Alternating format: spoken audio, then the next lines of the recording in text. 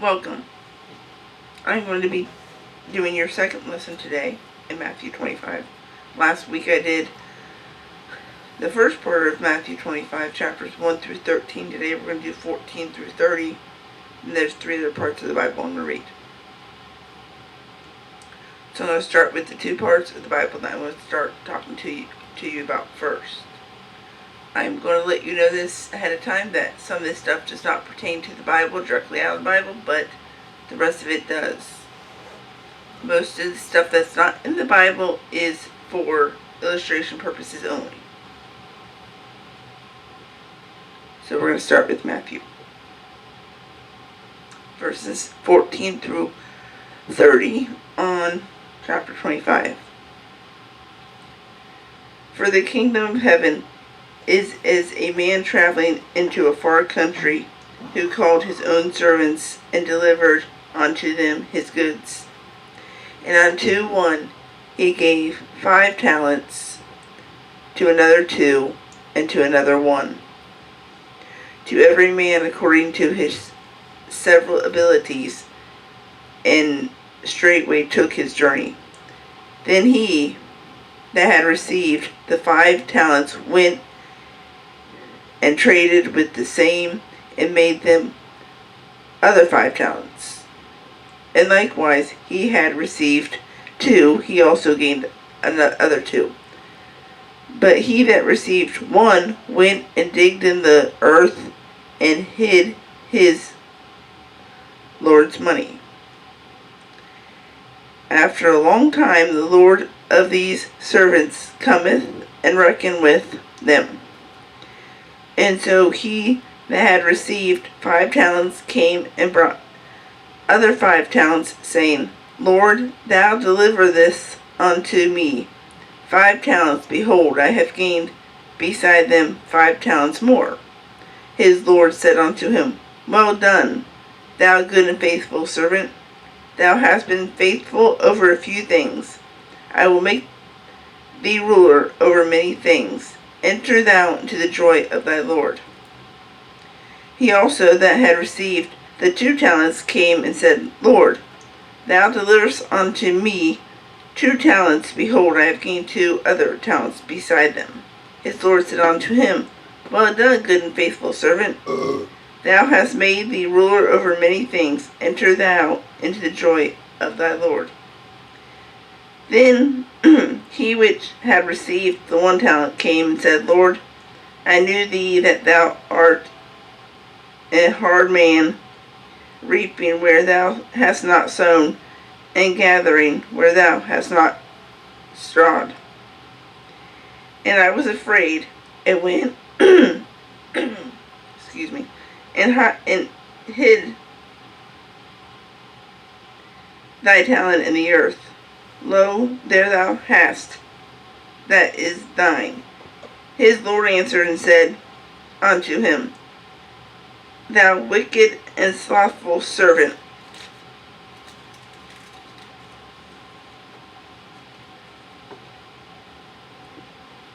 thou knewest that I reap what I sowed, and gather what I have not strawed. Thou oughtest therefore to have put my money by the exchangers, and then at my coming I should have received mine own with usury. Take therefore the talent from him, and give it unto him which hath 10 talents. For unto every one that hath shall be given, and he shall have abundance. But from him that hath not shall be taken away, even that which he hath. And cast ye the unprofitable servant into outer darkness. There shall be weeping and gnashing of teeth.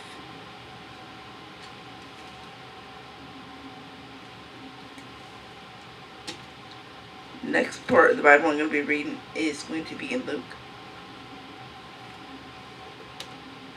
Chapter 19. verses 11 through 27. As they heard these things, be added and spoke a parable, because he was nigh to Jerusalem, and because they thought that the kingdom of God should immediately appear. He said, therefore a certain nobleman went into a far country to receive for himself a kingdom and to return. And he called his 10 servants, and delivered them £10, and said unto them, occupy till I come. But his citizens hated him, and sent a message after him, saying, we will not have this man to reign over us. And it came to pass that when he was returned, having received the kingdom, then he commanded these servants to be called unto him, to whom he had given the money, that he might know how much every man had gained by trading. Then came the first, saying, Lord, thy pound hath gained £10.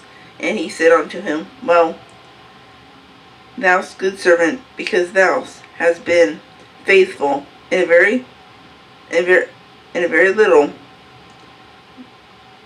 have thou authority over 10 cities.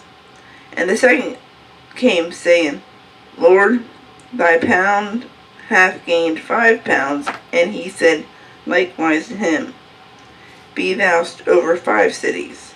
And another came, saying, Lord, behold, here is thy pound which I have kept laid up in a napkin. For I feared thee, because thou art an austerity man. Thou takest up, thou layest not down, and reapest that thou didst not sow. And he saith unto him, out of thine own mouth will I judge thee, thou wicked servant.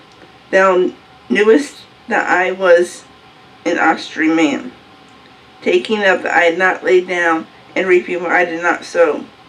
Wherefore then gavest not thou my money into the bank, that at my coming I might have required mine own with usury? And he said unto them, and that stood by, take from him the pound, and give it to that hath £10. And they said unto him, Lord, he hath £10.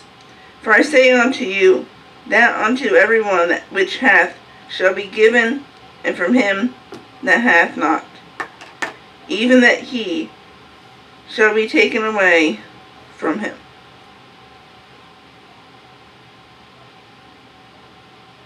But those mine enemies, which would not take what I should reign over them, bring hither and slay them before me. Those basically are the same exact verses, just in different ways, but they're not derived from the same source.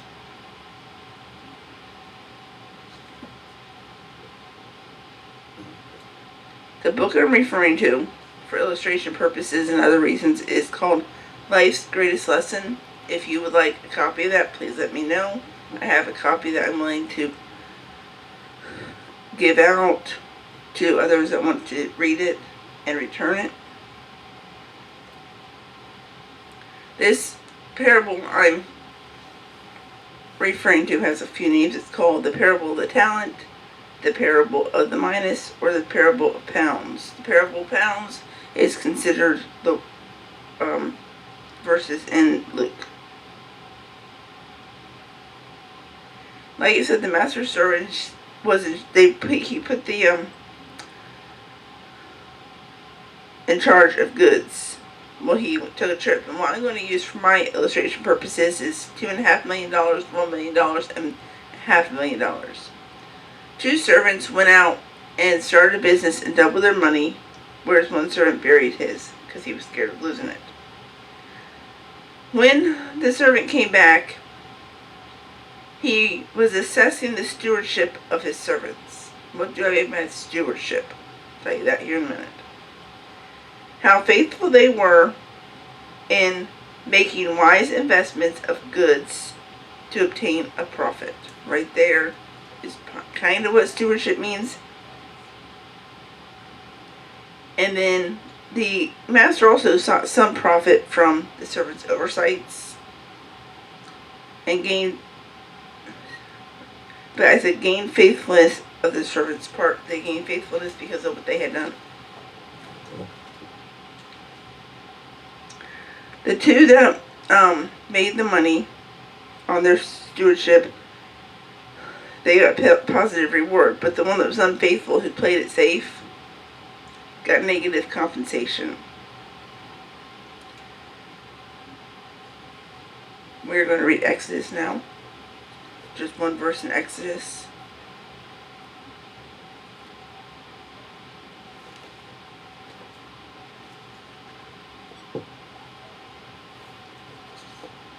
Bear with me here. It's going to be 38, chapter 38, verse 24.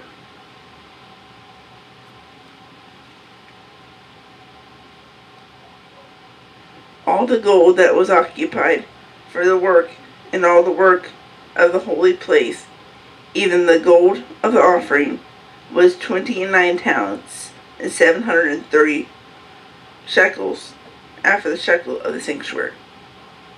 You probably all are sitting there thinking, well, what the heck is talent? I don't know what talent is. Talent is what I do, what I can do.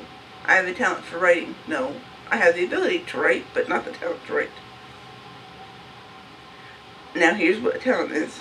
A talent is a unit of weight, but pertaining to this parable, it could be either 75 pounds, 80 pounds, or 100 pounds. A talent is worth 6,000. No, I do not know how to say this, but I'm going to say it the best I can. Demorally, I think, which means Greek and Roman silver coins. So, talent here in stewardship refers to money payments. We all have jobs, or have had jobs, or will have jobs, and we get paid with talent, which again is money. The money and the talents, like I said, is worth 6,000 in the Greek and Roman silver coins, and is in 75 to 80 to 100 pounds in weight. So, like it said in the verse, it was used in the construction for the materials of the creation of the tabernacle. I'm now going to read to you Revelations 6:21, but before I go on, I just have all these cards that hit the floor. But anyway, I'm going to tell you more about stewardship. Stewardship is our ability and talent to work. We don't have talents, we have abilities. So when you talk about talents actually refers to money back then. So if you bring home a paycheck, that money you're bringing home is a talent for your abilities of what you did at the job. But the money in that paycheck is not for you. Any money you make is God's money that you're to use to help other people become servants or people of God, to help people who need it, people who are struggling, people who don't have it. That money is not for you to use for what you want to use it for. It's for God, for tithes, and to help people out there who need it. It's not for us to play with. So our last part of the Bible, Revelation, the last verse I'm going to read for today.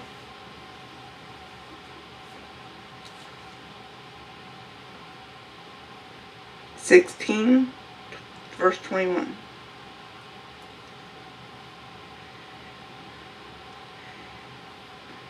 And there fell upon men a great hail out of heaven, every stone about the weight of a talent, And men blasphemed God because of the plague of the hail, for the plague therefore was exceedingly great. I use that verse also because it had the word talent in it. Second, please.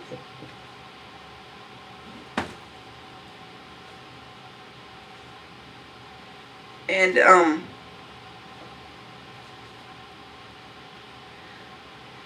it said that each hailstone was the weight of a talent, which we have decided is either 75, 80, or 100 pounds. Think about being hit in the head with a hailstone of 100 pounds. You probably won't survive. Everybody says, oh, well, an illness is going to wipe out mankind. No. Where in the Bible does it say, in this book of the Bible say, an illness is going to kill mankind? You read about that hailstone, that's what's going to kill mankind, I believe. Now, it's only my opinion, but still. But this hailstone is the crushing fierceness of God's wrath. And in the end, we are all going to experience God's wrath. Even before the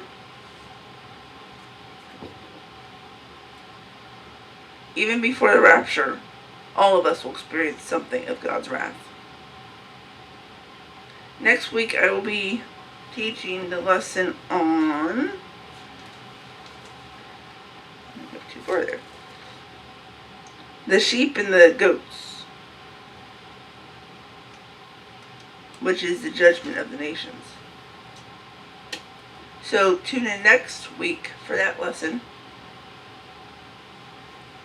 And that concludes today's lesson, and I will turn you over to your minister if he has any words. He does not. So we will see you tonight at 7. Thank you.